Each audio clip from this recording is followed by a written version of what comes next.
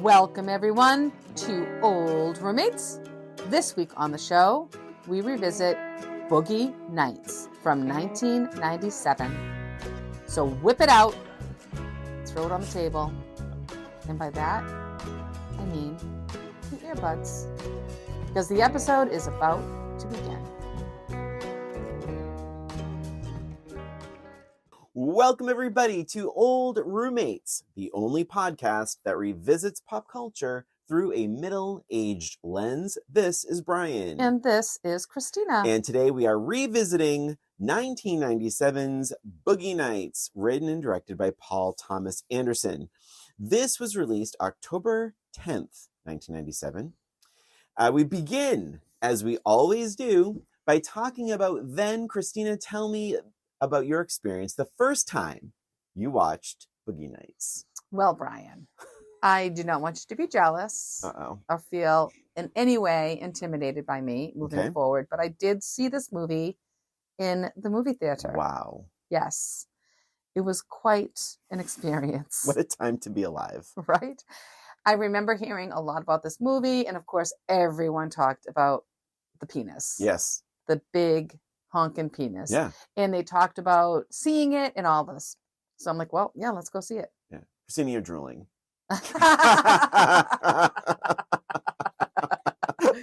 So yeah, and it looked like a fun movie, really. I mean, it just looked like a fun movie. Mm-hmm. So I'm like, yeah, I'll go. I forget who I saw it with, to be honest.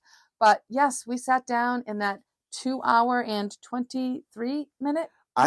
I have a 2 hours and 35 minutes. Okay, mine, that's probably accurate. Yep. And I mean, honestly, it was too long for me, to be honest. Oh, and I don't mean the penis. The movie itself, it started off so carefree and fun, and I was like, hoping that was going to be like the whole movie vibe. Mm-hmm. And somewhere around, I think it was like the 1980s, it turned real dark and depressing and slow, and I was just like, oh my God, when are they going to show the damn penis? So anyway, I wasn't that thrilled with it. I never saw it after that until this revisit. And I mean, I thought it was okay, but again, I liked the beginning part of it, but the rest of it really dragged me down, and I didn't leave happy. Like, I felt like kind of drained when I left. What about you, Brian? What was your experience? 1,000% identical to yours. Oh my gosh, you're such a copycat. I too saw it in a movie theater. Mm-hmm. And yeah, so the way this was marketed felt very much like exciting, fun, sexy, porny, like crazy. Mm-hmm. That is not really what you get, and certainly not what the second half of the movie is. Right. And back then, I didn't care for it. I thought, I'm like, wow, if someone said to you, we're making a movie starring Marky Mark as a porn star, I expect to see a lot of body, a lot of sexy, a lot of sex, a lot of just fun. Right. I don't know, and instead that's not really what I got. And it was, a lot of it was murky. Everyone looked a little sweaty. I'm sure it was the cocaine, but puffy, sweaty, kind of just sad. Sad. And I felt a little hoodwinked by the marketing, and by even now, I have to be not to jump into now, but the art of the DVD box, or the art of the right. It looks like a fun color forms. It looked like a color forms game. It's all because it's animated. It's like this colorful, and it looks like they're all having a good time. Nothing but good times. And that was not the movie. And I think I felt a little betrayed. Mm-hmm. And so I was not a crazy fan. And I think you said something, once it hit the 80s, it went dark. And and then, even though I'm still talking about back then, there's a fleeting moment of okay, people clean themselves up and everything's great again, whatever, but not really. Right. So, and then it ends, the final shot is the giant penis, but it's just not enough to make you forget or even be okay with the last hour. Right. And it was very dark and very long. It was the dark period was a long period of time. And I feel like the last, the the ending stories of everyone, it lasted 5 minutes. If that. I would actually Right? argue if that. Yeah. It was almost like, at the end of a movie and they're like, Roller Girl went on to get her high school diploma and is now married with 3 children. Like, it was almost as bad and quick as that. Yeah. Yeah. I completely agree. So now we dive into when did you rewatch Boogie Nights? So I rewatched it. It was a couple weeks ago, actually. Wow. It was, yes. So I knew it was a long movie. Yeah. I actually felt as though I might have needed to watch it in 2 parts because it's such a long movie. So I was sort of preparing myself for that. Like, okay, I need enough time to watch both parts. I ended up just watching it full on, like the whole movie. Oh, nice, good. Which was great. So yeah, it was a couple weeks ago. I sort of prepared myself for it. And one thing I did forget a lot about the movie, to be honest, but one thing I did forget was the music. So I was happy to see them, like, hear the music, and it was like, oh my gosh, like super fun music. Mm-hmm. And again, like the beginning part of it is actually really fun. It's so cool. It's in the club and people are, dancing. And it's one shot. It's 3 minutes long. And you're following Roller Girl around, right? Well, it starts with when Jack and Amber enter the club, and then it just goes from there. But you meet like everybody. You meet every character. Mm-hmm. Yeah, it's really cool. Yeah, it's fun, and it's you feel happy. Yeah. And the song is "The Best of My Love," 1977. This is a great soundtrack. Yeah, great soundtrack. Yeah, great soundtrack. Lots of 70s. Didn't notice much 80s. Were there 80s? Well, Sister Christian, just the end. Sister Christian. Oh, yeah. Jesse's girl. Yeah. So anyway, I was happy to start watching it, honestly. And I was what was I just gonna say? Dang it. I had a thought. Well, let me just read my notes then. Everyone looks so happy, carefree at the club, and then they go home and you see sort of like that second half of their life where they're a little bit more sad and a little bit, it's just like you get the sense that they're living sort of a fantasy. Yeah. Right? Yeah. But all in all, my original thoughts are, oh, good. Yeah, okay. This is going to be fun with the soundtrack. Yeah. So it kind of hoodwinked me once again. Yeah. So what about you, Brian? Same. Actually, oh boy. Yeah, this is, I have nothing really to add to that other than I thought the amazing intro, like the 3-minute shot. And I think I read that Paul Thomas Anderson wanted to kind of, challenge and beat the, shot in Goodfellas, a movie I still have never seen. Funny. I'm adding that to the list too. My goodness. And so he wanted to beat it with the longest single shot. But I laughed. I thought it was sweet when they went home and Burt Reynolds is like, good night, honey tits. Sleep beautiful. And because Amber Julianne Moore is saying, I'm just gonna go to bed. Right. But she doesn't just go to bed. And here begins a pretty consistent critique with me. I risk my husband divorcing me with this statement. Oh, boy. He is a huge Julianne Moore fan. Julianne Moore, for Boogie Nights, won countless critics awards. She was nominated for an Oscar for this, Best Supporting Actress. I don't think she's very good in this movie. And I mean, almost from beginning to end. I felt like it was way too, like, in this scene, you're sad. In this scene, you're happy. In this scene, you're high. I didn't feel like a character, and I'm sure someone out there is saying, well, she's on drugs. She's a porn actress. She's had a rough life. She misses her son. Fine. But it felt too scene to scene. Mm-hmm. I didn't feel this was I felt like, I hate to say this, I felt like she was acting. Imagine that. Julianne Moore, if you were listening. By the way, stop acting. By the way, that movie Made December, she's amazing in that. Yeah. She's amazing in Made December. She's great. She's actually one of my favorites. She's actually one of my favorites as well. Julianne Moore. I really love her too. But not in this. I actually did like her in this. Okay. I don't know that I loved her, and I'm understanding when you're explaining it. I get what you're saying, but I do feel like the scenes that she's in, she is all in. So it may not flow from scene to scene, but at the same time, I'm feeling like she does have to play all of these different roles in her life. The character's name is Amber. Yep, so Amber needs to be all of these roles. So it feels pretty authentic for me. When she's in front of the camera, she needs to be the sexy businesswoman. When she's off camera, she needs to be the mother of all of these other people. When she's behind closed doors, she is depressed and sad and lonely and misses her son. Even in the courtroom, she's trying to be a mom. But I really feel like I never, and maybe that's part of it, and maybe it's maybe I'm the problem, but I just never really felt like I knew who she was. Maybe she didn't know who she was. Well, yeah, that might be part of it. You're right. Yeah. We don't know, and she doesn't even have the same name. She has a different name, which I think Maggie. But the thing is like, so the phone call. Let's just jump right into it. So so they get home from the club.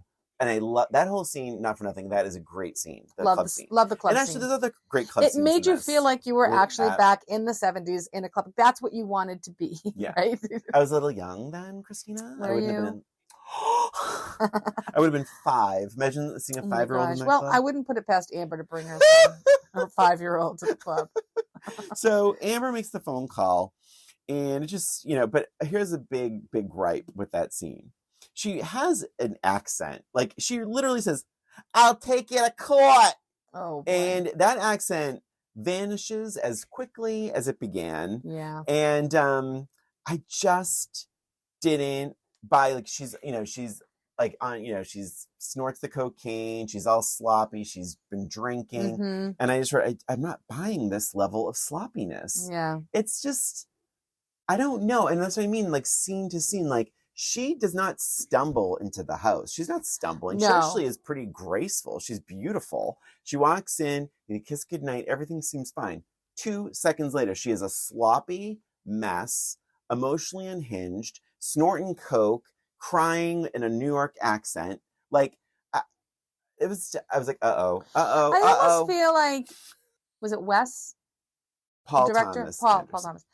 So I almost feel like Paul was really wanted to show how different life was behind closed doors. And not just with her. I feel like he did that with several characters in the first few scenes. So maybe it just went to too much of an extreme. Yeah. And that for me, it scene. did. Yeah. I could see it. And then we meet another lady. Dirk Diggler's mom. So she was really something. I said, oh my God, that breakfast with his family is so uncomfortable. Depressing. A little uncomfortable. Really awful. Yeah. It was almost, if without the screaming, it felt a little ordinary people. Oh, yes. Yeah, like, you can't say French toast and the whole thing. But the mom, what is her problem? Yeah, I wish they had delved more into her. Bit more. Yeah. Just a little bit, even a conversation with the stepfather. Yeah. Or even saying, well, she never got over your sister's death or something. Yeah, exactly. Yeah. But she just seems completely unhinged. And he seems a bit normal for having a mother like that. Oh, do you know what I mean? So I understand that. Okay. I understand that. So my upbringing was not ideal. And my father, as anyone who listens to this has known before, was a raging alcoholic. When you have someone unhinged like that, the last thing you want to do is rock that boat. Well, that's true. You become super insular. And I think that's what was going on there. I mean, and because even in that huge fight they have, he was just like, he was still like, please don't be mad at me, Mom. Oh my God, I felt so bad for him. Oh my God. Yeah. But yeah, so that was just unpleasant. I mean, so unpleasant. Go ahead. I mean, I said a couple. So no, bits. And that, so just to kind of reiterate the behind closed doors, the Buck is so different at home. That character I love, Don Cheadle. He was so good. Yeah. Roller Girl, she's like, everyone is blessed with one special thing. Yeah. And hers is basically roller skating. She never takes them off. But I will say the personality of Eddie I kind of forgot about. And I found him to be so funny, especially for the first half of the movie. He was so funny about just so polite, so matter of fact, pretty stupid, but he plays it really well. That is my biggest positive in this movie. Oh, good, good. I wasn't sure. You had a pause there. I'm like, oh. I think Mark Wahlberg is absolutely A+ in this. He's funny. He's really good. I forgot how good he was. And and because you know the darkness that's to come, Mm-hmm. like you can kind of almost reconcile that and be like, well, I know it's coming, so it's whatever. But through my middle age lens, he got not nominated for nothing with this. Like no real accolades. And I think this is like as A+ of a performance as you can get. I mean, and that's something where it feels like a real character. You see snippets of his behavior that don't really seem to add up, but you still believe that he's a character. And because he also has a trajectory of having to be more than one thing to different people as well. And so, but I always believed he was Eddie / Dirk Diggler. Yes, oh, for sure. And I loved how committed he was to like, yeah, I want it to look sexy. I want it to look sexy. Oh my God, that like, scene is so adorable. And he's just like, does this feel good? Does it feel good? Yeah. I just want it, does it look sexy? Also, the 13 inches, that is, at the end, that's flaccid. It's just hanging there. Or is it hanging there because it's so heavy? I think. That's not erect. I don't think. No, that's not erect. It's not erect. Have you seen an erect penis before? No, but what if it doesn't so just heavy fall down like that? Listen, I've seen some penis in my life. But then how big does it get if he's 13 flaccid? Is it supposed to be 13 flaccid or is it 13 hard? Well, at the end, that's not 13 inches? That didn't seem 13. Oh my God, it was gigantic. That, I don't know. It fell down. I'm going to stand up. Christina's standing up. And so he takes it out, and it falls down to about here. Medium. It falls down to it's about this big. Okay, let me put it this way. So I want to say that's probably about 7 You are inches. out of control right now. You don't know measurement. If I don't know people's ages, I misidentify like how old people are in movies all the time. You don't know penis. Oh, there I said it. I beg to differ. Christina, it's because in the trivia, it says there was a 13-inch fake penis at the end. So that, to me, that's why I'm asking, like, 13 pounds of penis. 13 inches. Clearly, I'm all flustered by this penis. Woo! Brian, have a drink of water. 13 inches flaccid. What does that mean when he's erect? Yeah, I can't. No one thought about that. Yeah, and how, you'd need to find a very deep vagina. Well, that's the thing, too. And like Julianne Moore in that scene that we're talking about now, the big sex scene, is like, she seems awfully comfortable. What I thought was more realistic was his girlfriend in the very beginning, who was high as a kite, because as we know from Sex and the City, when Samantha had the big dick guy, she was smoking weed to relax herself. Her throat. I think it was more than that. Because in the Sex and the City episode, they're having intercourse. Oh, right. Yes, that's right. But it was to calm her down and loosen her up. And I think, so to me, that was realistic with this girl being high as a kite, being like, I love having sex with you. I'm like, girl, you do? Yeah, I don't find that, I do not think that would be a pleasant experience. There, I said it. I think that is too much. That's too much. You want it to be pleasurable. You don't want to feel like you're like moving internal organs. Right. Yeah. Right? Yeah. So in your opinion, how big do you think it would be, since you're the expert on penis? So, I think 13-inch flaccid would be what? I think he's a shower, not a grower. Whoa. Yeah. So you don't think it gets much bigger? 13 is like, that's like crazy town. That is. But the blood comes it goes into the penis. It makes it hard. In your book of penis, it has to get firm and erect and stand up. So maybe all the blood's doing is making it go up. It's probably just hard. 13, hard and up. Yeah. Oh my God, stop. Anyway, moving right along. Hope I remember to click the explicit button on this episode. Listen, I think he is, like I said, I think he's a shower, not a grower. I think he just gets hard. I don't think it grows any more than that. You don't think it grows any more than that? Oh my God. How do you even walk around with that? I mean, it just seems weird that, like, why that one penis doesn't grow. It just seems like it would, I don't know. I don't know. It's one for the ages, I guess. She's a little whore and a little piece of trash. Good old mom. Good old mom. Thanks, Mom. Don't hold back. How do you really feel about the love of my life? I do think she's overreacting. I don't like. I mean, calling someone a piece of trash is just not nice. It's just, but it's funny. She's a little whore and a piece of trash. Did you feel that the mother had like a weird attraction perhaps, to her son. Probably, yeah. I mean, because she was almost like a jealous lover. I really wanted more information on mom. I really wanted more information on mom. Yeah. But he didn't. But she was very resentful of him for like staying in the house, like yelling at him for being like a freeloader and things. But was he? He was working. He was working nights. He had an hour and a half commute to that. Didn't she? Oh, like go to yell school at him because he wasn't making enough money. It wasn't. I feel like that was part of the conversation. Like, it was hard to follow. What are you making at the club? She was like shrieking. She was just a maniac, shrieking. And the father was just like in the other room, like do. Like I don't. And it's funny. I called him a stepfather because I felt like he was a stepfather. More stepfather. But I don't know if it's ever been said stepfather. Yeah, who knows? He didn't seem like a dad to me, to be honest. And thank God he ran away. Well, really kind of thrown out of the house, I guess. And ran away and went to Jack's Warner's house. Yep. Really quick trivia. I usually save trivia to the end. Okay. But that's a real house. No kidding. And it's located. It's all in the interiors. It's all filmed in that house. Took them a long time to find it. It's located in West Covina. West Covina, California. That is Crazy Ex-Girlfriend. Big fans of Crazy Ex-Girlfriend. We loved that show. Loved. Okay, so I also, Christine, I'm sure you're going to call this out. Oh boy. The actress who plays Becky. Ari Nicole. She is, yes. Sex in the City. Yeah. Sex in the City. I have her written down. And Just Like That. Yes, and yes. Nicole Ari Parker. What's her name? Nicole.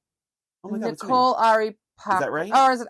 Yeah, Nicole. Wait, I have her written down somewhere in my notes. But yes, I was like looking at her. I'm like, she looks so familiar. Who is she? And then I had just literally seen an article about how she's not returning to the next season.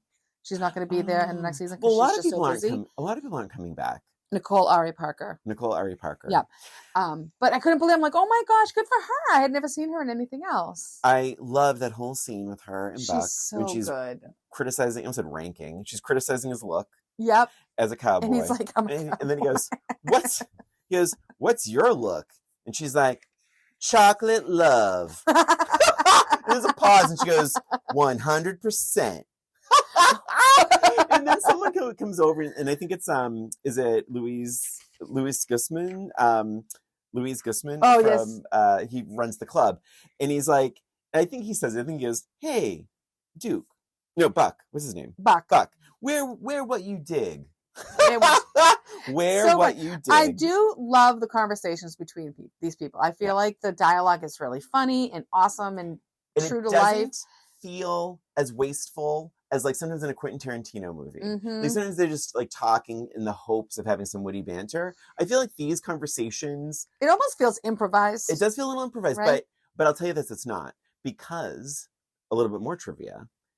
Burt Reynolds wanted to do a lot of improvising, and Paul Thomas Anderson was like, stop it. Interesting. And they had many, many, many fights. Wow. Yeah. Interesting. I wrote Eddie's mom, a real ray of sunshine. I just wish there was some reason, even if Eddie was like, my mom, she never forgave me for losing my sister at a mall. Right? Something. I mean, she had a career, and because she got pregnant she had to end her career. She always wanted to be an actress. Or she is in love with his father, and he left, and now he looks like her. And him. It could be any of these scenarios. Yeah. There's not enough background. She always wanted to be a porn star when she grew up. Right. Never happened for her. But I mean, we needed a little bit more. A little bit more. And by the way, not for nothing, it's not a bad performance either. No, it's good performance. Yeah. Who was she? Gleason. What's her first name? Something Gleason, and she was in... Oh, good Lord, I can't remember now. She's great. She is great. She's been in a lot of stuff. Anyway, sorry. All right, sorry. sorry, Ms. Gleason. We love you. I am for real. Yeah. Well, listen. Anyway. Is my mom there? Your mom? Narrow it down. What's his name? The club owner. I know it's Louis Guzman. I didn't write it down. Narrow it down. You're at a house. Burt Reynolds lives there and Julianne Moore lives there. Someone calls and says, can I talk to my mom? Excuse me, my mom, please? Take a stab and maybe just think it's right. her. Let's and think then about they say, it. Maggie, like, Maggie? No, there's no Maggie here. And it's like, well, if you really don't know her real name's Maggie, right? That's interesting to me. That is kind of, I mean, it's not totally unbelievable, it's her stage name. It's a stage name, but she's not very personal. Like, when does she have a personal conversation? Be like, oh, by the way, my name's Maggie and I have a kid. Like, she doesn't talk about that. But it was kind of a weird I thought that scene was a bit forced. I would have gotten Amber on the phone. I was like, oh, you must mean Amber. One moment. Well, and how awesome would it be if she was so fucking loaded that she blew and she couldn't even have a conversation with, like, huh? Who's that? I'm not Maggie. That would have been more. That would have put it. That would have been a better even scenario. Better. Yep. And have her just drop the phone and have him on the phone go, Mom. Oh, see, that's a reaction you want. Oh, so heartbreaking, right? Yep, I know what I'm talking about. I do love how casual about sex and everything. Like, they don't even give it a second thought. Like, every conversation is just like, yeah, you want to fuck? Okay. Like, there's no hang-ups at all. Yeah. All of that is just really, I thought, was refreshing. But at the same time, Christina, I never found the sex to be fun. No, it was just part of the job. It's part of the job. Yeah, part of the job. But I kind of struggled with a little bit of that. Like, by the way, I think Heather Graham is quite good in this. She was great. I remember her being bad in this. I don't know why. Interesting. But I remember her being not so good in this. And I think she's fantastic in this. Yeah, so, from a middle-aged lens, it's a great performance. She, when she just like strips her. Oh yeah, she's like, "Do you want to fuck?" Okay, and she takes her stuff. She just it all falls off. Yep.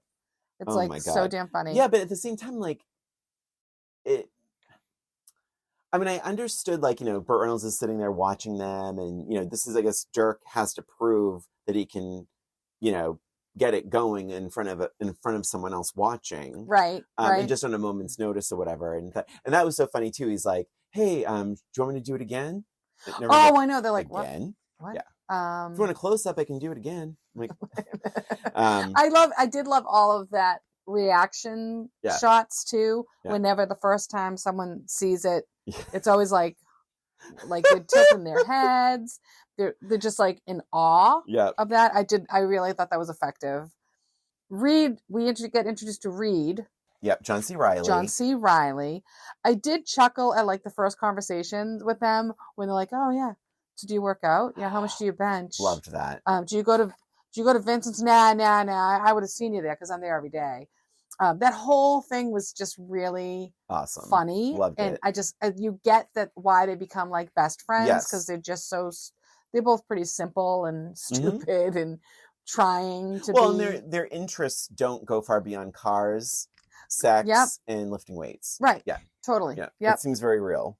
And then that leads me to like just that whole pool scene. Yeah. It looked so fun. Yep. And like relaxing. Everybody is just having the best time. It's beautiful out. There's this huge pool. There's a ton of people around. Everyone is having such a good time. Drinks are flowing. There's food. And people, I'm like, I want to be there. I want to be at that. I just want to be there right now. 1,000%. It looks so fun. That's my consistent note is like these, the pool scenes, the dance club scenes, the party scenes. It does such a great job of, this is just fun. Yes. Like, let's have some fun. It doesn't I thought it's so well shot. The costumes, everything is like just, you want to be there. Yeah, you just totally want to be there. We've seen a lot of movies, Christina, where we don't always say that. No, sometimes it looks gross or dirty or forced or loud. Yeah, a lot of times because of our age, we're like, it looks so loud. Yeah, but this felt fun. In that house, if I'm correct, if my research was correct, when it sold after the movie, it sold for like 1.2 million, which by today's standards is nothing for a house. And a house like that with a pool and like it was so cool looking. Very cool. So yeah, and I will say, when I saw John C. Reilly, it was that little like knee-jerk reaction of like, uh-oh, because I think John C. Reilly can be annoying real quick. Yes, I did, even though, and it's funny because he's supposed to be kind of annoying in this, and I loved him. Yes, I thought so many of the performances in this movie are really flawless, and the cast is amazing. Yeah, it's a great cast. Yeah. Let's see. We meet Scotty, Philip Seymour Hoffman. You must have loved him. I was like, isn't Philip? I did think, because remember, it just starts this movie. There's no credits. So I'm like, isn't Philip? I did think, like, isn't Philip Seymour Hoffman in this? And then he shows up. Yes. And playing a very different character. I liked him. I liked him in this as well. You know what's really funny? Yeah. And not to interrupt you, but I'm going to anyway. Is I was thinking when I saw Macy, what's his face? William H. Macy. I was thinking, I'm like, oh, I was thinking that was Philip Seymour Hoffman. Like I was thinking in that role. Yeah, I was thinking that was him in that role, and all of a sudden Philip Seymour Hoffman shows up. I'm like, oh, they're both in it. But yes, go on. But I thought he was great in it, and this is also, after Fargo. So in terms of William H. Macy, this is way after Fargo, and this is after The Talented Mr. Ripley for Philip Seymour Hoffman.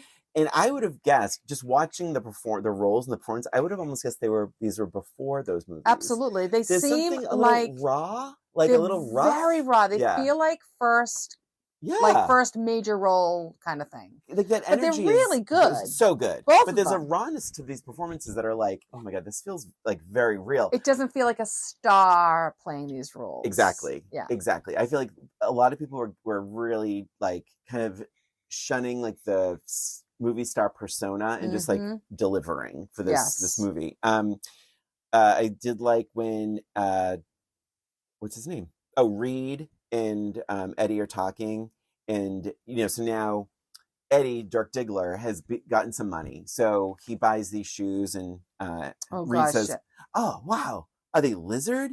And Dirk's like, "No, they're Italian." I do say, and this is kind of obvious. And then he says it all the time. He's like, "Oh yeah, they're Italian." He tells like a million people. And I do think, though, like, of course, it kind of goes without saying, but like this idea of family, and I think it ties into what we're saying with the parties and the nightclubs. Like you get the sense of community. Like this is fun. This is just part of what they are, part of what they are and what they do. And I just think that part of the movie is so well done. Right, definitely. The one part of this party that wasn't very enjoyable was his wife was just fucking everybody. Yeah. So I don't know if you have this in the trivia, but his wife and actually several people in this movie are actually porn stars. Yes. In real life. Yeah. So Nina Hartley, I think was that her name? But I wrote down, it was like, so she's basically in a driveway. Yep. Fucking some man. Yep. And people are turned around watching. Yeah. And he is just like, my wife, like, what are you doing? Yeah. And she's just super mean and disrespectful. Shut up, Bill. You're embarrassing me. Yeah. So then this other guy comes over and starts talking about like the lighting and stuff like that. And I wrote down what he says. He's like, and he's trying to be polite. That's the thing with little Bill. He's trying to be polite about it. He says, my fucking wife has an ass filled with cock in my driveway. I'm sorry if my thoughts aren't the photography of the film. So here's what's really funny you said that. So when I heard it, I was like, I think he said it wrong. He does say it wrong. He says, my wife has an ass in her cock. Does it say in her cock? And I check because I have the subtitles on. Oh my God. In her cock. He said it wrong. And it's such a long take that he's like, you know what? The director was like, you said it wrong and we're keeping it because I think you'd be so flustered that you would missay it anyway. Wow. Yeah. Because I wrote it down. I was like, wait a minute. He says it wrong. And I looked at the trivia. My wife has an ass in her cock in the driveway. That's hilarious. Yep. Let's see. The movie is called, one of the movies is called Spanish Pantalones. Spanish Pantalones. Brock Lander's Chest. I love Chest Rockwell as a porn name. Okay. So now we take a turn. Well, I'm not quite done yet. I wrote, these people all have the mentality of a sixth grader. Like, I felt like every conversation these people had they're just children. And you just feel a little bit bad for them. So what do you equate that to? I think it's just because they're all just having fun and no responsibilities, really, right? Yeah. I mean, that's kind of what I didn't equate to like drug use or maybe undereducated or like... Could have been a combination of those as well. But I just felt like every day was like a party. But it didn't even bother me though. No, it didn't really bother me that much. I think because I think it wasn't just talking to talk, like I said about Quentin Tarantino movies sometimes, that's how I feel about them, with that banter. I feel like that in all these bantery moments, you do learn something a little bit about each one. and I really appreciated like the writing a lot in those moments. I never felt that I was really. This movie is long, but the times when I felt like I was maybe wasting my time were definitely more in the second half of the movie. For sure. But we'll get to that. So, but I think that like as far as like the sixth grader though, I think it's almost like the plans that they have are so unrealistic. I think that's where more or less that they're talking like sixth grade. It's like, oh yeah, we're gonna make a movie and we're gonna do this and I'm gonna buy my own store, and it just kind of shows how like their whole life is just basically like this fantasy world, and they don't really have a real hold on like reality. You know what? I don't know if I agree with you, Christina, because I think you see them trying. You see them trying to get a. Yes, go ahead. Oh, snap. No, go ahead. You see them trying to get a loan. You see them trying to make a demo. This is after the porn stuff, right? This is after the porn stuff. But so before that, but maybe it was like, maybe they're talking that way. Oh, this is interesting. I think this is actually making me like the movie more. Interesting, yeah. So it's almost like a vicious cycle of this dream that they will never really pursue because the porn is like a lifestyle. Yes. So to you, you're looking at it like, oh God, they're just talking like sixth graders because they have no real ambition to do anything else. Is that what you're saying? No, they have all the ambition to do other things. Okay. But I just feel like they have this mentality like, oh, it's just going to come so easy. Oh, it'll just happen. Because everything is so easy right now. And then so you bring up the 80s, and so the 80s come and they're trying to make those dreams come true, and they're not able to because they don't have the skills to do it. They don't have the know-how to do it. So I think that's where you just made me like this movie even more. Oh my goodness. Wow. Very interesting. My next... Go ahead. Well, I mean, are you going in the 80s? What are you doing? I don't think okay. I don't think I am. When does she go to court? When does Amber go to court? Is that the 80s? I think that is. It's not. That's still. So I will tell you. Okay, yeah. It's because not the 80s. I can tell it's I know. I can tell when the 80s happened because it's the gunshot. New Year's Eve. Right. It's New Year's Eve. So this is not the 80s then, because I had that note later on about the 80s. Yeah. Okay. So Amber, does she really honestly think she had any chance in hell getting custody of her son? I think that she does. I think she's one of those people who think that she has it all mapped out. The crying against the brick wall, I was like, girl, please. Yeah. That was just a movie moment for me. That was like, okay, I'm playing for the cheap seats here. And I really feel it's unfortunate because I do like Julianne Moore. But I just didn't buy it. Didn't buy it. It felt a little too movie, a little too theater. I liked her a little bit better than you did, I think. I said, we had talked about this already, but Eddie's first scene was so cute and sweet, and he's like polite and nervous. And I like that a lot. It's an illusion. Yeah, it's confusing. Oh, the Reed and Buck in the he's in a loud club, and he's doing like this magical act, and Reed's like, it's confusing, but Reed's like, yeah, it's an illusion. It's like, yeah, like it was just, cracked me up, that conversation, because they couldn't hear each other. Yeah. And Reed's thinking he's doing such a great job with his magic show, and then that's a dream of his, right, to be a magician. Yes, that's right. And then Buck is just not understanding what's happening, and Reed's taking it as a compliment. Yeah. It's just like, so it cracked me up. Yeah, and it kind of becomes one of those things where, like, what do you do when the dream, like, you almost achieve your dream too fast? Like, I think it's the issue with Dirk Diggler. Yes. Like, and I think it's the dream with, in a way, almost with Jack. Is like, this is the movie I want people to remember me by. Like, and it's like, what happens when you do achieve your dream and then you can't keep going? Yep. And Jack has the same mentality. Exactly. Yep. Buck's new look, the Rick James wig, is just hilarious. Oh, it's so good. He's so good in this. Honestly, I forgot about him, and I think he was my favorite character this time around. Oh, wow. Yep. I loved Buck. He was fantastic. And I liked, I forgot her name, but I like the blonde. His wife, the one who marries? Laura Walters is the actress's name. I don't remember her. She's also a porn star in real life, I believe. No, she's not. No, she's... Are you sure? No, she's not. Wait. You might want to delete that, because no, she's in Pen 15. She's like she's actually in Dead Poets Society. Oh, never mind. Laura Walters. Christina said it, not me. I said Scotty could not be creepier. The clothes, the smile, the longing looks, the sucking on the pen. Okay. So this is something where there's a lot of talk when this movie was coming out way back when, and it was not only about the penis size, it was about Mark Wahlberg is going to kiss a man in this movie. So me being gay, I was like, I can't wait for this scene. It's like, all right, he's got big like, penis, oh God, it's with him. And it's it was with him. It's with Philip Seymour Hoffman, and and it's also like more sexual assault than anything else. Oh, he for does sure. Not want to kiss this guy. Yes, no, not at all. But you felt so bad for him too. Didn't you feel so bad for Scotty? Here's the funny thing. I felt bad for him. I didn't feel bad for him at first. And then only when I was thinking about it, he kept saying in the car, I'm an idiot, I'm such an idiot. Mm-hmm. And it sounds like he has heard that before. Perhaps from his parents. Which is funny because what does Dirk Diggler's mom say to him about 11,000 times? Does she say the same You're thing? Such an idiot. You're an idiot. You're such an idiot. You're a fool. You're an idiot. You're stupid. And I was like, oh my God. And you start to wonder if this is sort of like the energy that pushes these folks together. Like Roller Girl's in the limo. And he's like, aren't you so-and-so? Oh, my heart. I hated that scene so much. I hated that whole fucking thing. That scene so dark, so much. That's so one scene that I've always remembered. It's so awful. It's so awful.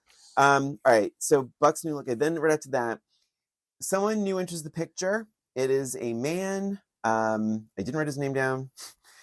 Great actor, but he basically is trying to convince Jack that the wave of the future is porn on videotape.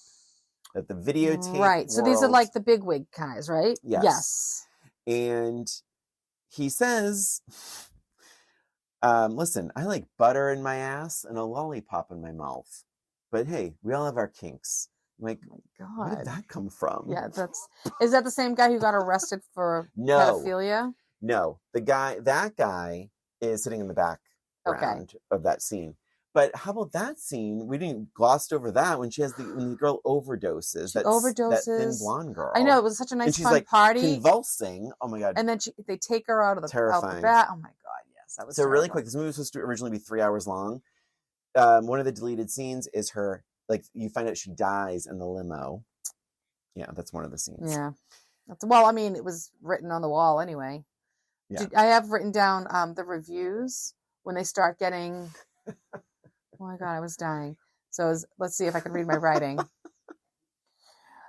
Diggler delivers a performance with 1,000 hard-ons. More explosive than a volcano on a bad day. Amber Cherry's red lips does a wonderful job handling Diggler's wide load. These are all reviews. Yes. Reed's stiff biceps does a slapping good job on Barrett's supple ass. I was dying. I'm like, oh my God, I love these. Oh God, let's see.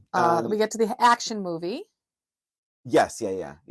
Loved it. I just wrote it's hilariously bad. I just thought it was so funny. Yeah.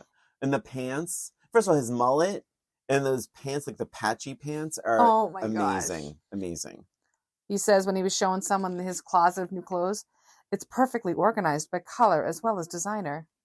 I just wrote, he's still so childlike. And then the terrifying scene. This is my next note with Lil Bill at the party.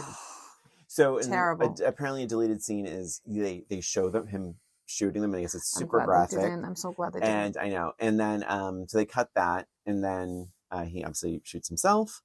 And then it just says the 80s. That's the yes. And right here I have said 80s. Everything changes. That's right. Yep. It really Poor feels... Little Bill. Yeah.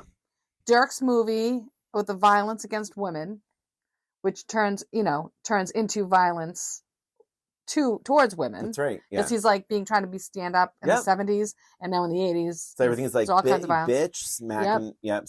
The Colonel gets arrested. Scotty and the Kiss comes after the 80s, and then Dirk. No, I thought that was New Year's Eve. Well, this is. Maybe that's the New Year's Eve. Maybe that's it. New Year's Eve. Yeah. And then Dirk starts doing the drugs. Yeah. I just wrote 1983. It's all downhill from here. It's all down. Coke. Yep. Dirk is jealous of the new guy. And I wrote, one of my favorite scenes, though, in terms of acting, holy shit, the scene with Mark Wahlberg and Burt Reynolds at the pool. So good. And it's so good. The acting from both of them, yes, is out of control good. That scene, Mark Wahlberg, it's unfortunate because, I don't know if you know this, but like, there's Burt Reynolds, Mark Wahlberg, and Heather Graham they go on record saying they regretted making this movie. Yeah. Really? Yeah, just because it was like, like they didn't really, I don't know, enjoy it, whether they didn't. Well, I wonder if they heard our review of it, I feel like they would change their mind. Because I don't know if people, I really feel like there was a problem with like the marketing of this movie. Yeah. Like you said before, I think people went in with a different view of what it was going to be like. They left the movie disappointed, and they really couldn't. If this was billed as a drama, mm-hmm. and they did less of the 70s, more of the 80s, and more of that heavy hitting kind of acting, I really think people would have viewed it differently, would have taken it more seriously. All they talked about was the penis. I agree. And like, that was really unfortunate. Yeah. So because people didn't really take it seriously and appreciate it for what it was, I don't blame them for feeling like I shouldn't have done that movie. Yep. We are here to take it seriously, you folks. are correct. Well, I think also Mark Wahlberg, he has kids now, and he's like, listen, I made some mistakes in my career, and he rattled off Boogie Nights as one of them. It's like, oh my God, like, you are playing a character. Like, you're an actor. That's your job. And also, it's probably, from my standpoint, your finest performance. It's a great performance. He's so good in this. Yeah. I wrote, okay, so then, things just get murky and ucky and yucky and sweaty and puffy from there. And they start doing the singing career. Oh my God, that was amazing. Oh my God. Amazing. So he sounds funny. so bad. You got the touch. And from what I understand, singing with like a cigarette in his hand. From what I understand, You Got the Touch was actually a real song used in a animated Transformers Oh my movie. gosh, I didn't know that. But I love that whole thing. I loved all that stuff with the singing. And the fact that he's so bad. And when he's like, can we turn the bass down and turn the vocal up? I was like, oh my God. Delusional. So the court must have been after the 80s, because I wrote down here, poor Maggie, in the court scene. Going to court. Wow. And I wrote, poor Buck, no loan. So it was like those kind of like happened right after each other. Oh, wow. That's weird. I don't know why I have it that way. Okay. And then filming sex in a car with strangers. Terrible. And then Dirk is jerking off for $10 again. $10. It's like, what? I mean, but he still has the car. Yeah. Anyway, so let's see. The most grossest, believe it or not, this to me is the worst scene in the movie. And I know a lot of people talk about the scene, is are you my mom? Yeah. Can you be my mom? Will you be my mom? I'm going to ask if you'll be my mom. And I know it's supposed to be heartbreaking. Oh my God, it was so upsetting to the point where it wasn't even entertaining. Yeah. It was really sad. Tragic. Uncomfortable to watch. It's bad. Yeah. Yep, I don't agree. And I honestly don't even know if it was super well acted. Like, it was really bad. That's my least favorite scene in this movie, believe it or not. Yeah, I really didn't like that scene either. I feel like they could have done it so differently. So I feel like they would have established it by now. It's true. Like, you don't have to coked out of their minds. And also, that's the other weird thing. And it's like, it's so much coke in the second half of this movie. But I feel like, and I've never tried cocaine, but I feel like there's no, I'm sure they've seen their share of overdoses at this point. It's 1983, and they're just doing coke. I mean, obviously they're addicted, but it's like, how do they survive? Right. I mean, they were just like passing it back and forth, coke, doing lines like crazy. Oh my God, it was unsettling. It was a lot. Yeah. So many lows. And then Roll Girl says, I want to go for a walk. Let's go for a walk. Or does Amber say that? And someone says, I don't want to leave this room. And she's like, okay. And they just wrote, gross, puffy, sweaty, icky. Yeah. It all goes down. Yeah. All goes down from there. And that limo ride. Oh, good. Sorry. Oh, no, go ahead. Yeah. No. That limo ride is so bad. And I think the only reason why it's not as upsetting to me as the other, that mom scene, is because they basically beat him up. Yes. And I think that's Heather Graham's satisfying. I think that's Heather Graham's best scene is when she's screaming at him and kicks him with the roller skate. And I'm like, holy shit, she's really good in this. Yeah. Yeah. Great scene. She was great. That was a really good scene. And you just, oh my God, of all people, that fucking asshole. Oh my God. And I did love when Burt Reynolds says, we're making film history on videotape. Because he's so bitter. He's so mad. Mad about the rise of videotape. So then we get to the drug deal. Wait, isn't that after poor Buck is in that diner? Was it the donut shop, you mean? The donut shop, sorry. Oh my God. Really, Christina? You would only have diner? Oh my God, you're mean. Diner. Oh, do you mean donut shop? I'm so Is it confused. the donut shop or the diner? I'm so confused. Which one? That was a good scene. That was a really good scene. I think it's really well done. Mm-hmm. I think it's also wildly unnecessary. Mm-hmm. That's the only way someone could make a buck for his dream. No pun intended, buck. But it's like, right? But it's like, it's really well done. A little too convenient.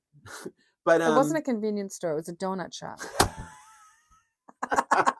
I knew you were going to say that. But I was like, listen, I love it, but why? And I also think the timing of it is unfortunate because you feel that the second half of this movie is like you said it. Mm-hmm. It's dealing with the harsh realities of life. Yes. That the dreams don't always come true, that they're harder to get than you realize. And so since this is the harsh reality, I found the scene to be mind-blowingly far-fetched. It was very far-fetched. I still was happy for him at the end of it. But at the same time, it seemed a little bit out of place. Yes, like right? Like, it was like, where did this come from? Like it belongs in a different movie. Yeah, it seemed a little bit out of place, but I was and then I was worried about him because I'm like, oh God, here he is. He's like this one guy that you really are rooting for, right? Because he's trying to do all the right things. Yep. He's getting married. He's going to have a baby. He wants to open up a store. He wants to do all of these things. He goes to the bank to try to get a loan and they say no. And you just feel so bad for him. And you really want him to succeed. So you're really happy that he does get the money. But then I was worried because I'm like, don't they have video cameras? Like, are they just going to see like these 3 people killed and the money's missing?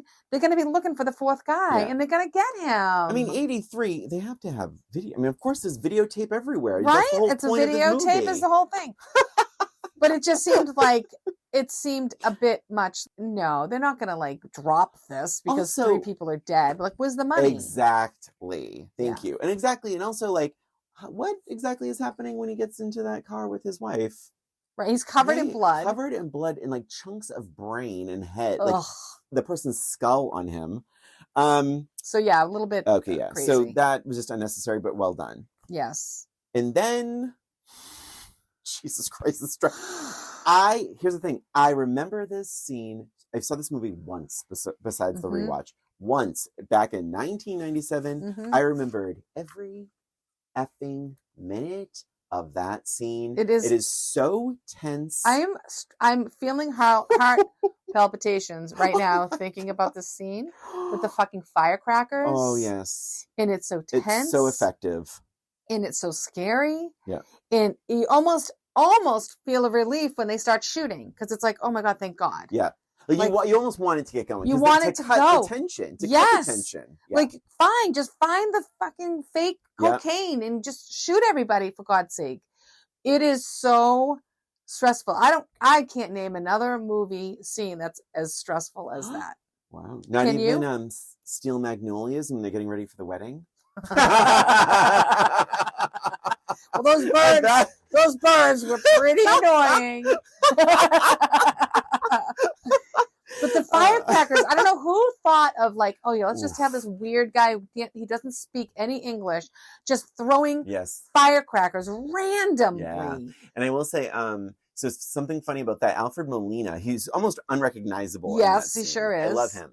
He was wearing noise canceling ear things in his ears so that he wouldn't jump and jab at the sounds as much as the guys in the sofa. Yep. And in the behind the scenes that was all legit. Like they were really like reacting like they weren't sure when they were going to go off. It was terrible. Terrible. I said, so stressful. Yes. The motoring song in the back. Sister Christian. Sister Christian. I love that song. But yeah, that's actually when I was back in my karaoke days. That was a huge karaoke song. Yeah.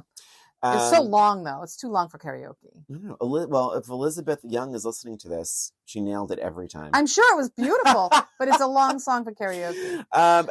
So here's what I wrote. The tension is absolutely nuts. It is so tense. I said, but I'm just not like all that sure. But I'm not just. Oh my God, I can't remember. I'm not all that interested in the story anymore. Like, to your point, like someone shoot somebody already. Just get it done. Because this is like. It's only bad. It's but too much. How bad is it going to get? Yep. You know?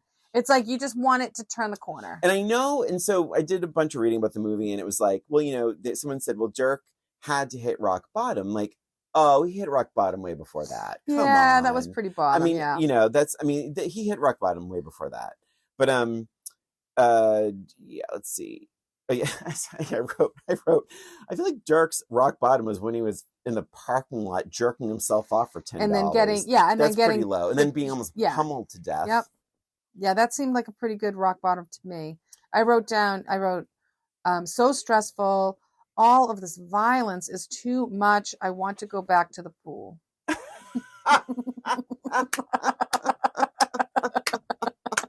That's good. Yeah, I wrote. I love the final moments of the movie. The happy endings. Yeah, the happy endings. Oh, so to speak. Dang. And it's nice that everybody has seemingly cleared themselves up. Yeah, Buck gets the story. But he also has to almost like lampoon his like a subculture to be taken seriously as a business owner. Yes. You know. Yep. Oh, that didn't sound good at all. Something just crashed downstairs. Something just broke. And so yay. Yeah, the roller girl got the GED. Yep. Reed gets his magic show. Yeah, you know what? I will say I was thrilled that woman jumped out without a top on. So I'm like, because if it was 2 Sunnybrook Farms, I would have been like, this is bullshit. Like, I was glad there was like still a bit of struggle, as much as everybody was cleaned up. To your earlier point, there's still going to be some struggle here, and the audience was very subdued. At the magic show. Did you notice? Yeah. And so I was kind of glad. I'm glad it's not like a completely happy ending for everybody. Yes, good idea. I mean, good thinking. And I just wrote 13 inches ? Christine. I don't know. Okay. All right. Do you have more or less or about the same? So I think it was more for me. Yeah. Mostly because it was a big struggle when I first saw it, and it was the letdown, and like at least coming into it this time. Why is everything out of my mouth is sexual? Coming into it this time around, I actually knew what to expect, so I was a little bit more prepared for all the downs, and it was a more pleasurable watching experience for me. It still felt very long. Yeah. And I mean, it is long. Yeah. It's still like it felt it at the end. I was like, all right, I'm done. Okay. When is this ending again? Yep. So, but it is definitely more for me. You? This is an easy more for me. I really liked it. Mark and Burt, amazing chemistry. Even when he goes into the kitchen, he's crying to Jack. Yes. So good. I love the look of this movie. The party scenes are amazing. The swimming pool, the nightclubs. It is filmed really well. It's beautifully shot. And then I just wrote, so the only negative said, still not crazy about the second half, but the tension is always spot on. All right, now I have some trivia. You ready? Okay, let's hear it. Right. Do you want to guess how many times the F word or a version of the F word was said in this movie? The movie is 2 hours and 35 minutes. 2 hours. Okay, so I'm going to say, let me do a quick little math problem in my head. Let's see. I'm going to say, oh my God. I'm going to say. Multiple choice or no? No. Okay. I'll say 235. Oh, 164. Oh, okay. Originally 3 hours long. I talked about that. Oh, this is so nuts. So some of the deleted scenes and deleted parts of the thing that never made it. I don't. And by the way, I want to be clear. I don't know if any of this stuff was even shot, but I know it was planned to be a longer movie. So Becky was going to get beat up by her husband. Oh my God! I'm so glad that they didn't do that. God. And it's like, and they said, you know what, let's just let someone have a truly happy ending and show that there is life beyond this. Because the thing was, and didn't that sound a lot like the Godfather? I'm like, yes, there are moments in this movie where I'm like, I feel this feels a little Godfather-y at times. Definitely. And if that were to happen, because then Dirk comes to her rescue and has to beat up the guy, so that would have drawn the movie out. Dirk's parents, for some reason, die in a car crash. Yeah, that's not necessary. They're going to die a tragic death anyway. You don't have to. Yeah. Their marriage is a tragic death. Robert Downey Sr. played Burt. So remember when they're trying to get the demo? Oh my gosh. They're trying to get the demo. And he's like, this is not a MP. This is a YP. And it means it's your problem. It's not my problem. Wait, what do you mean by that? Oh my God, they're so dumb. It was awesome. That was awesome. Leonardo DiCaprio was originally wanted for Dirk Diggler. They really wanted him, but he was busy making a little bomb of a movie called Titanic. They wanted Gwyneth Paltrow as Roller Girl. Yeah, she seemed, I don't know, she seemed a little old. Really? When you think about it, like, I feel like I think she just would have seemed too goody. Yeah, maybe. I would have had time buying her as Roller Girl. Original choices for Jack were Bill Murray and Warren Beatty. He could have pulled it off, probably. Yeah. Let's see. Dirk Diggler is based on John Holmes. Okay. The budget was $15 million. Looks amazing for $15 million. Yeah, seriously. Box office is $43 million. Burt Reynolds didn't get along with P.T. Anderson. He wanted, partly one of the reasons is he wanted his character to have an Irish accent. Oh, what? No. That's terrible. Burt Reynolds, it is his only Oscar nomination. No kidding. Yeah, and he didn't even want to do it. In fact, Burt Reynolds sold his... Ian, didn't you say he regretted it? He does, yeah. And he sold his Golden Globe. No. Yeah, he has that many and bad memories of this movie that he sold the Golden Globe. And what was the other thing? There's something else about Burt Reynolds about this. Oh, crap. Oh, part of his issue was with the director was he didn't want any ad-libbing, the director. And when I get it. If you write the script, you don't want people ad-libbing. You want people to read the words you wrote down. You're directing it. But the other thing was, apparently after each scene, PT would go up, Paul Thomas Anderson would go up to Burt Reynolds and say, "What'd you think about that? Wasn't that cool? By the way." Oh my God, that's annoying. But you know how old the director was at the time? Was he young? 26 years old. Well, I wouldn't have guessed it. 26, 27. A 26-year-old made Boogie Nights. That's pretty crazy. And Burt Reynolds, and like the well, that's probably part of the reason he had a problem. They didn't get along. It's like, he's this little kid telling me that, he knows how to make movies. But here's the funny thing. Paul Thomas Anderson really liked Burt Reynolds and that he was so good in this that he offered him a role in Magnolia. Burt Reynolds turned him down. Interesting. Yeah. Okay, Oscar noms. Best Supporting Actor, Burt Reynolds. Best Supporting Actress, Julianne Moore. And Best Original... Oh, shit. I just wrote screenplay. It might be original or adapted. I think it's original. Mm-hmm. That's all I got. Do you have any trivia? I do not. All right. I have a match game. I have an FMK. All right. I just talked a lot. You go. Okay. All right. FMK. Let's hear it. I'm excited. Yeah, I thought you would be. I don't think it's terrible. It might be a little more difficult than you think. Let's see. We have Buck, Don Cheadle. Okay. Jack, Burt Reynolds. And Eddie, Mark Wahlberg. Huh. FMK. I didn't even write it down. Let's see. Oh my God. When we say F, it means fuck.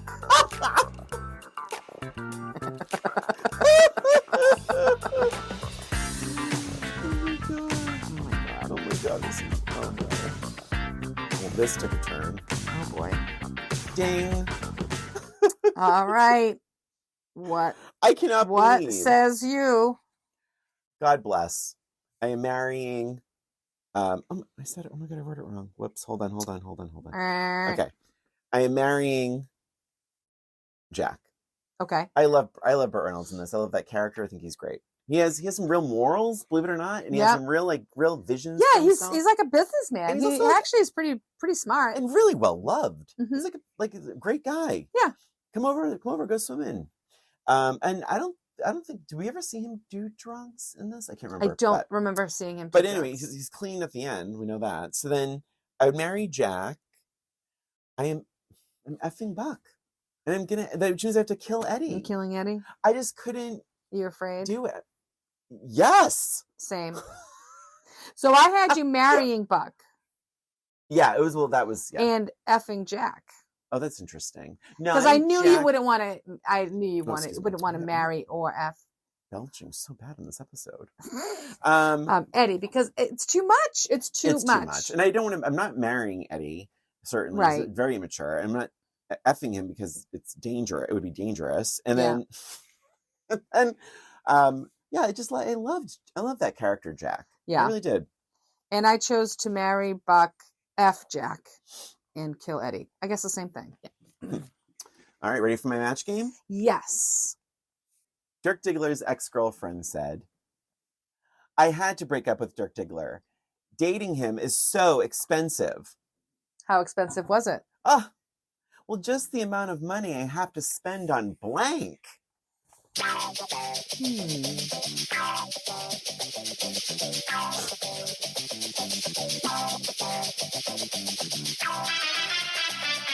Oh, God. All right, I'm going here. I don't think it's going to be a match, but I think it's a funny answer. All right. Ding.